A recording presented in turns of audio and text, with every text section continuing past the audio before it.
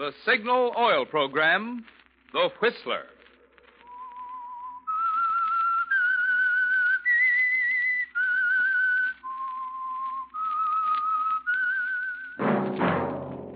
That whistle is your signal for the Signal Oil Program, The Whistler.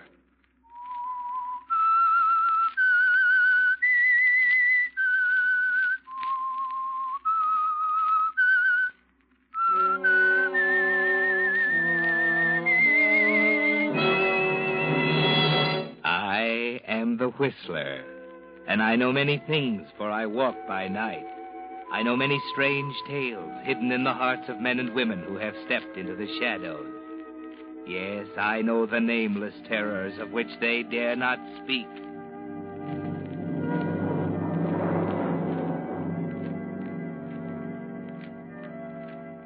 Yes, friends, it's time for the Signal Oil Program, The Whistler. Independent research rates it the most popular radio program on the Pacific Coast. Remember, let every traffic signal remind you, with Signal, new Signal gasoline, you do go farther than ever.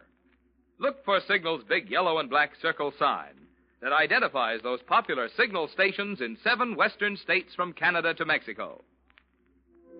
And now, the Whistler's strange story, The Stray Dream.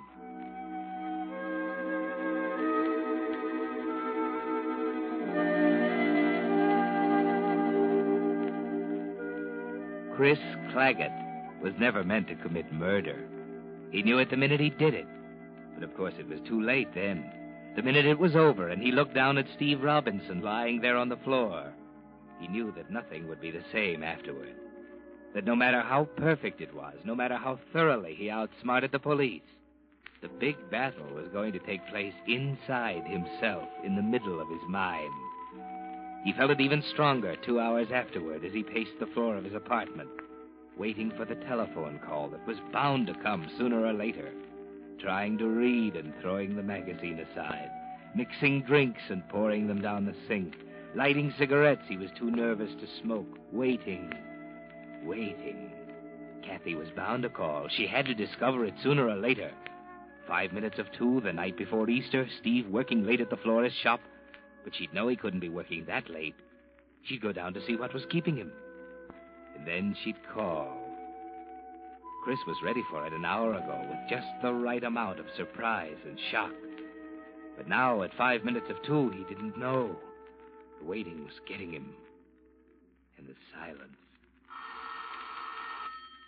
There it is, Chris. No, wait a minute. Let it ring. Now. Hello? Chris, this is Kathy. Oh, Kathy, dear, you know better than to call me at this time. Chris, listen to me. Something terrible has happened. Huh? What's the matter? Steve is... He's dead, Chris.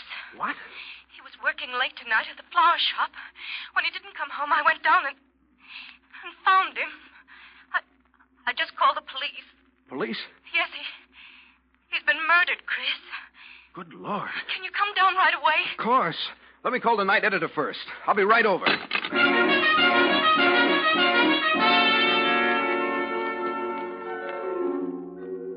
Well, Chris, at least the waiting is over. You carried it off pretty well, didn't you? Just the right amount of surprise and shock. But there's a strange new feeling inside, in the pit of your stomach, something you've never felt before. And the sight of Steve lying where you left him on the floor of the back room of the flower shop, surrounded by banks of Easter lilies and roses, brings the feeling to a dangerous pitch. You're thankful for your training. You don't even have to think as you watch Lieutenant Nelson. You're a police reporter. Your pencil moves automatically, taking down everything you see and hear. Well, what do you think, Chief? Probably struck from behind as he was working at this bench. Yeah, but how did the guy get in? Didn't have to get in, Gibson. Could have reached in this open window. Oh, Claggett. Yeah? You'd better go and file your story. I don't think anything else will break tonight. Just photographs, fingerprint men, and that sort of thing. All right, Lieutenant. It's tough, I know. All murders are tough. I think the flowers here are what make this one so horrible. All this beauty and ugliness in the same little room. He was a friend of yours, wasn't he? Yeah. I better go, Lieutenant. What'll I tell Mrs. Robinson? Tell her I think she's had enough for one night. I'll see her tomorrow afternoon. Okay.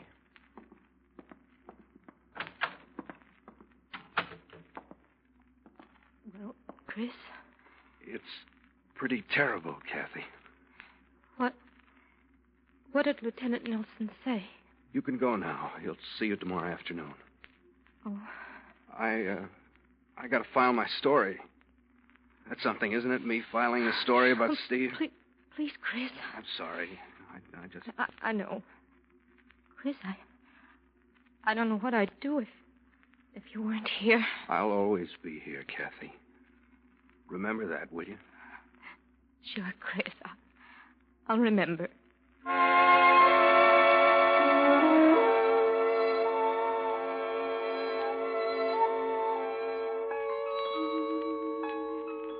Just the right balance, Chris. Just enough grief and just enough business as usual.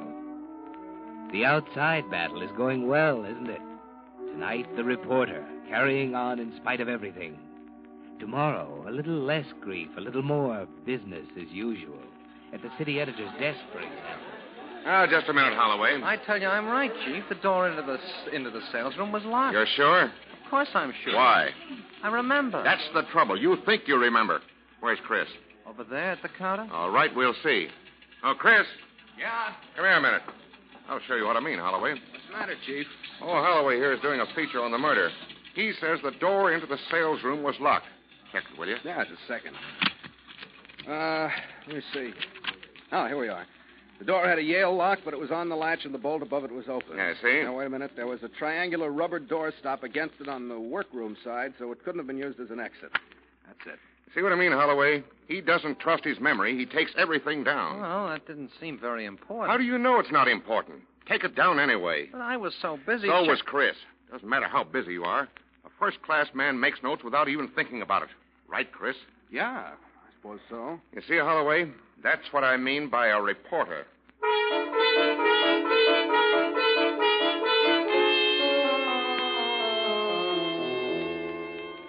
Yes, Chris, you're an expert, a precision machine. Accurate to a millionth of an inch, never wrong on a fact, never guilty of bungling errors like the other reporters. And because you used the same methods to kill Steve Robinson, the outside battle was over before it started. 3 months later, the case is shelved. Kathy's yours, Chris. She's Mrs. Claggett now. You have what you set out to get. Why don't you forget about the battle that's still going on inside? Chris? Yeah? Chris, where are the roses I put on the mantel? Roses? Yeah, in the green vase on the mantel, dear. Oh, yeah. Well, they're kind of wilted. I threw them out. Wilted? Oh, Chris, I just got them from the florist yesterday. Why must we always have flowers, Kathy? Well, because I like them. Well, I don't. What's the matter, dear? Ever since we got back from our I just honeymoon... don't like flowers, Kathy. Is there anything wrong with that? Well, don't jump at me. I'm sorry. What's wrong, Chris? You used to send me flowers before Steve and I... I know it. You don't have to tell me. It's very simple, Kathy. I don't like flowers because they remind me of Steve. That's why I want them. Huh? They remind me of Steve, too, Chris. I like to think of him once in a while. Why? Because I loved him. Kathy, don't you understand? I was fond of him, too. He was my best friend. But we're not living in the past. Keeping him in front of us all the time isn't going to help. Well, is that why you objected to living here? Of course. He's here in the house with us. Everywhere I turn, I see him. Knickknacks of his all over the place. His picture on your dresser. Well, I thought you understood when we were married. I guess I didn't. Oh, excuse me, Kathy. I'm going to bed.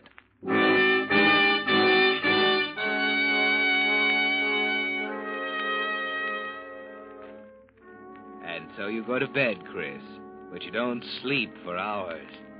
You haven't really slept since the murder, have you? And tonight it's worse than ever. Your mind's like a spinning top. You aren't conscious of the exact moment it begins, but suddenly you find yourself in the press section of a courtroom covering a trial. It's a courtroom different from any you've ever seen. Roses are everywhere. They cover the walls. They flow down over the judge's bench and up the aisles. The scent of them is almost sickening. There's a strange, cold feeling inside you as you take in all the details. The judge, the jury, the counsel for the defense and the prosecution. Then your heart almost stops as you realize that the man on trial for murder is you. Wait a minute. Let me explain. You got me all wrong. No, listen. It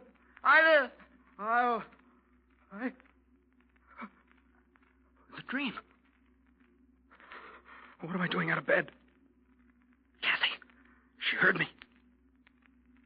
No. Still asleep. Thank heaven.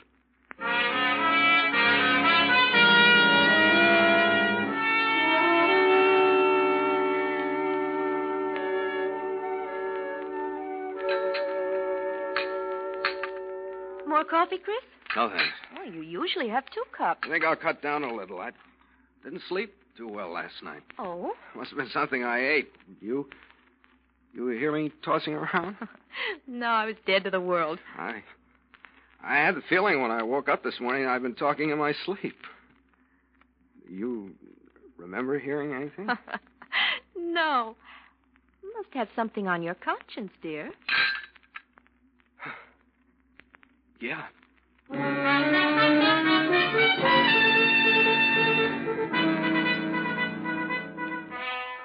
Well, that's a relief, isn't it, Chris? It's a good thing Kathy sleeps soundly.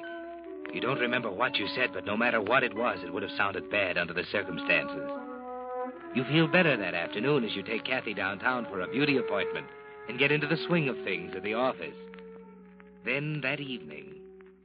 Chris, don't you think it might be a good idea to call off our bridge date with the Bartons tonight? You seem so tired. Yeah, I could use some sleep. You know, I've been thinking all afternoon about last night. Huh? What do you mean? This morning when you asked me, I didn't remember anything unusual, but this afternoon the strangest feeling came You mean you over heard me? Heard what? Well, you remember I was telling you I had some crazy idea. I'd been talking in my sleep. No, I didn't hear anything. Oh. I was just sitting here reading when I suddenly realized I had a funny dream. Oh, yeah? Maybe it's because of the roses. Roses? Well, yes, you remember we talked about them before going You to mean bed. you dreamed about roses? Well, yes, all mixed up with something about a trial and a courtroom. Court? Kathy, are you sure? What's the matter, Chris? Is that all? Well, that's all I can remember. Chris, what's the matter? I don't know.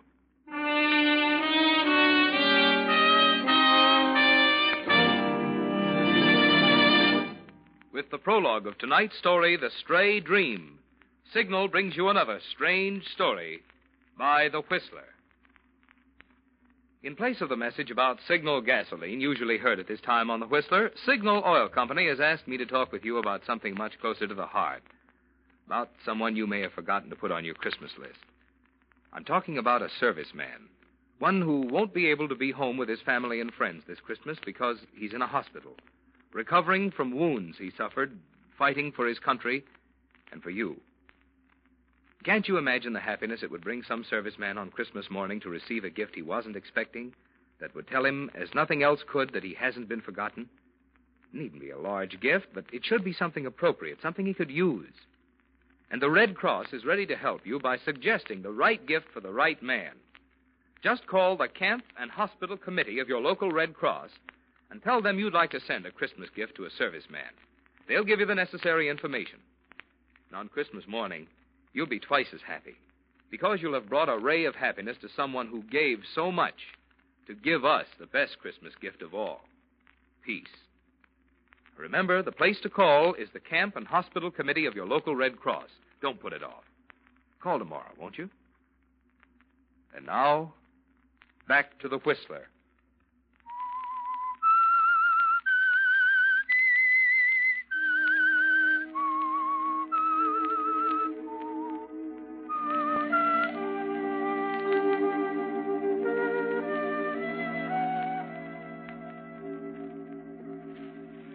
Well, Chris, for the first time in your life, you're beginning to lose faith in yourself.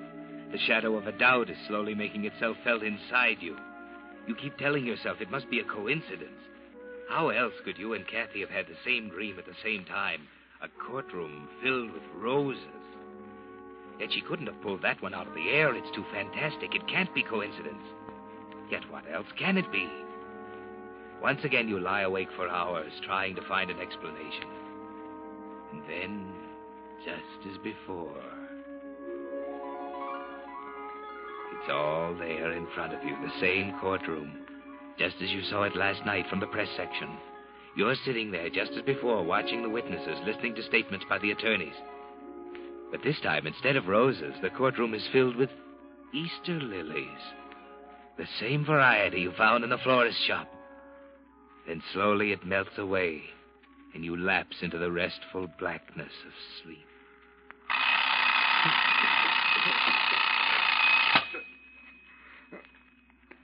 7 o'clock. Kathy? Kathy? Yes, Chris. Where are you? I'm in the living room, dear. I'm coming. What's the matter? When'd you get up? 4 o'clock. 4? Why? I couldn't sleep. You mean you had another dream? I don't know what's the matter with me, Chris.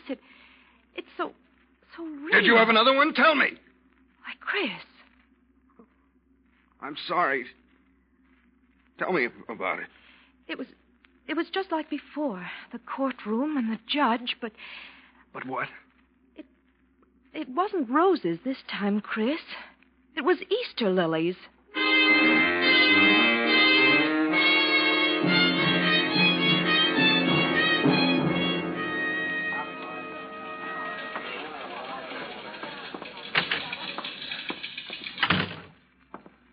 You want to see me, Chief? Yeah, I just wanted to talk to you for a minute.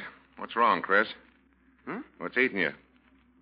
Well, I don't know. Well, for years I point you out to all the Cubs as a shining example. Everything a star reporter should be. And suddenly your stuff starts coming in so garbled I can't use There's it. nothing wrong, Chief. Don't hand me that. I know you too well. Something's eating your heart out, and I want to know what it is. Well, it's none of your business. It is my business. When the best man on my staff turns in a story on the shake-up at the City Hall full of scrambled references to roses and Easter lilies, you can bet your shirt it's my business. What was that? You heard me. I guess I've just been working too hard. Is that all? Yeah. Yeah, Chief, that's all. I doubt it. You've been through a lot tougher grinds than this, and I've never seen you fall to pieces yet. What's the matter, Chris? You look like a ghost. I told you that there's nothing the matter. I just need a rest. All right, then take one. A long one. How long? As long as you want, on full salary. And don't come back until you can write a straight story.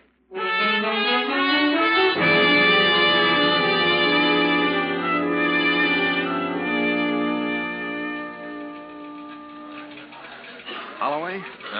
Oh, yeah, Chris. Holloway, didn't you do a story once on a professor over at the university? Something about experiments on extrasensory perception or thought transference or something? Yeah. His name was Duncan, I think. What did he do? What was it all about? I don't remember very well. I think they'd line up a batch of students at one end of a room and have them concentrate on numbers. Yeah, that was it. Mm-hmm. And then another group would try and write the numbers down. What's his name again? Duncan. Charles Duncan.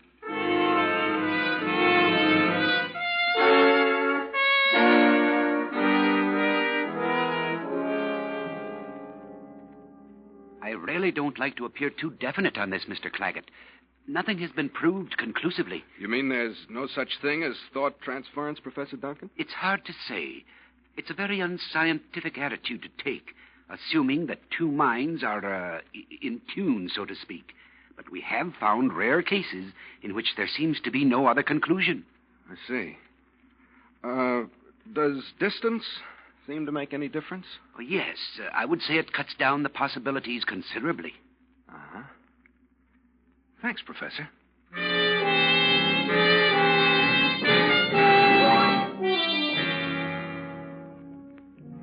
That's the only way you can explain it, isn't it, Chris? You and Kathy must be one of the rare cases the professor talked about. There's no other answer. It's maddening to have carried it off so perfectly, to have won the outside battle so completely, only to lose your grip on the secret while you're asleep and the bars are down. And there's only one defense, isn't there, Chris? He said that distance did make a difference. Hello, darling. Chris, what in the world are you doing home so early? Oh, I had a talk with Jones. He says I need a rest. Well, he's right. So how would you like to go away for a couple of weeks? Where? Oh, Tahoe, maybe? Why, I think that's a wonderful idea, Chris. Could you be ready this afternoon? Well, I don't know. It's a rush order. Oh, there wouldn't be much packing. We'd just knock around our old clothes. Well, I'll try. Great. I knew you would. What about you? Well, I was about to tell you. I'll have to join you later. There's some things I got to clear up, you know. Well, why can't I wait? We could go up together. Now, don't be that way, darling. I want you to have it all ready for me when I arrive. I'll get your reservations on the 3:00 train. How about it? Well, all right, Chris. Great. Oh, gee, look at the time. We got to hurry. Come on, I'll help you.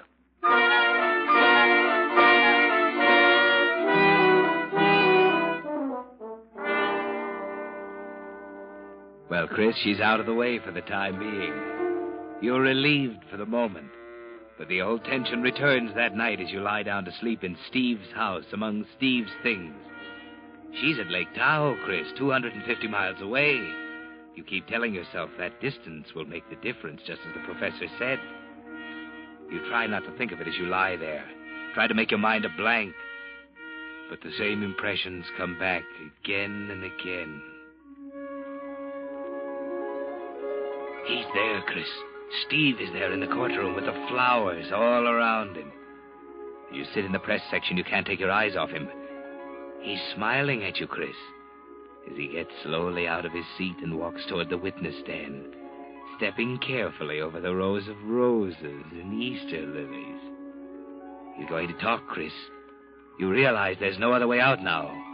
Then you find yourself on your feet, shouting your lungs out, telling the court you killed him. I killed him! I admit it! I can't stand this any longer. I killed him. Because I loved his wife. I thought I'd be happy, but I was wrong. I don't care anymore. I don't care. What? Good Lord. Oh, good Lord.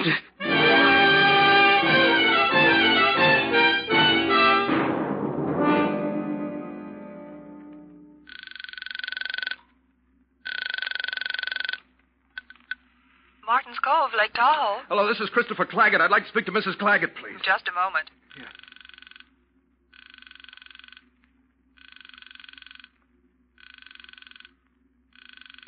I'm sorry, sir. She doesn't answer. All right, I'll call back. She doesn't answer, Mr. Claggett. I'll tell her you called. Hello? Hello, Kathy. Hello, Chris. Where have you been, Kathy? I've been calling you since 8 this morning. It's 4 o'clock. I know it. Why didn't you answer? I couldn't. I was so upset by... Chris, I had the dream again. It was awful. You're lying. No, Chris, no, It's impossible. You couldn't have. It was your trial, Chris. Steve was there testifying. Stop it, Kathy. I tell you, Chris, it was real. I could swear I was right there in the courtroom. I said stop it. Listen, Kathy, listen to me. You've got to let me explain. Don't do anything. Don't see anybody. I'll be on the next train. It leaves Berkeley in an hour.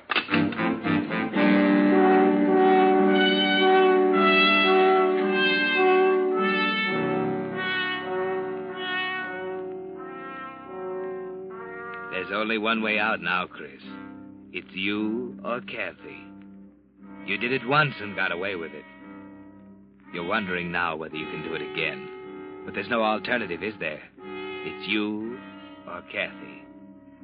That's why, at 5 minutes past midnight, you're at Martin's Cove walking through the darkness, behind the row of hotel cabins. You know Kathy's in number 16, and at this hour she'll be sleeping. You keep well in the shadows of the trees at the edge of the cabin area. 14. 15. 16, this is the one. The window's open. You can see her head on the pillow. You pull out your revolver. You wish there was some other way, but there isn't. Just a moment now. Hey, what are you... Drop that gun. I got him. Let me go. I said drop that gun.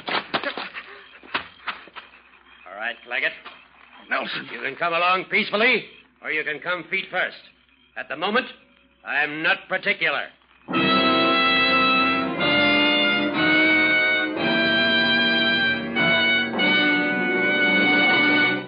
The Whistler will return in just a moment with the strange ending of tonight's story.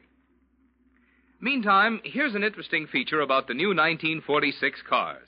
One of the leading sixes advertises 25 to 30 miles per gallon.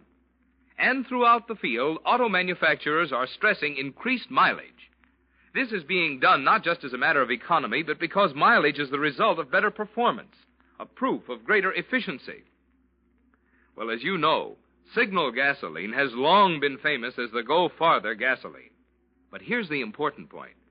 Signal Oil Company, always quick to give the motoring public the advantage of new trends, new improvements, has actually engineered new Signal gasoline to help you go farther than ever. How Signal did it involves a long scientific explanation about rearranging the atoms in gasoline molecules to give amazing new power to new Signal gasoline. The immediate noticeable results of this new power are quicker starting, faster pickup, and higher anti-knock. But because this increased power means you'll be shifting less, and shifting is the demon that wastes gasoline, your speedometer will prove to you that it's a fact. You do go farther than ever with new Signal gasoline. And now, back to the Whistler.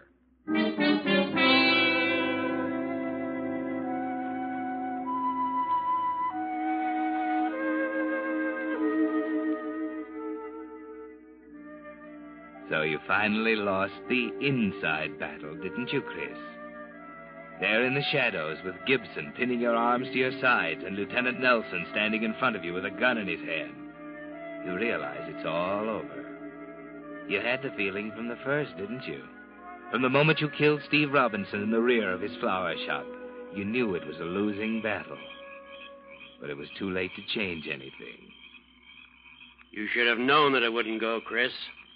How did you know? Your wife called us. Thought so. Not until you confessed, of course. Confessed? Yes, all written out pretty as you please. 10 pages of it in your own handwriting. Garbled up with a lot of nonsense about roses and Easter lilies. What are you talking about? You didn't really think that you and your wife were dreaming the same dream, did you? My error. You must have, or you wouldn't have tried to kill her. She wasn't asleep on that first night, Chris. She watched you get out of bed, take one of your spare notebooks out of the dresser drawer. I was writing. It was real. Well, the writing was real, at least. You almost had us stumped, though, when you sent her up here. We had to wait 3 hours until you went out for lunch to get into your house and find the notebook. She couldn't answer you when you called, of course, until we got to her by telephone and told her what she had dreamed last night. Well, that's it, isn't it? You were too good a reporter, Chris. A guy who can take notes without thinking should never take a crack at murder, especially if he walks in his sleep.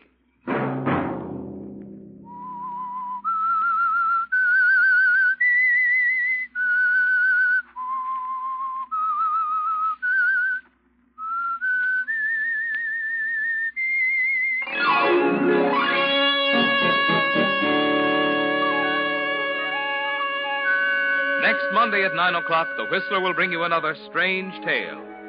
The Whistler is broadcast for your entertainment by the marketers of Signal gasoline and motor oil and fine quality automotive accessories, and by your neighborhood Signal dealer. This program, produced by George W. Allen, with tonight's story by Harold Swanton, music by Wilbur Hatch, is transmitted to our troops overseas by the Armed Forces Radio Service.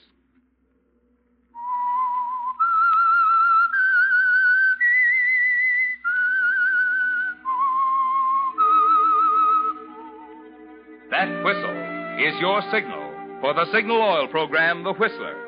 This is Marvin Miller speaking, reminding you to look for those familiar yellow and black circle signs that identify those popular Signal Oil stations in 7 western states from Canada to Mexico. This is CBS, the Columbia Broadcasting System.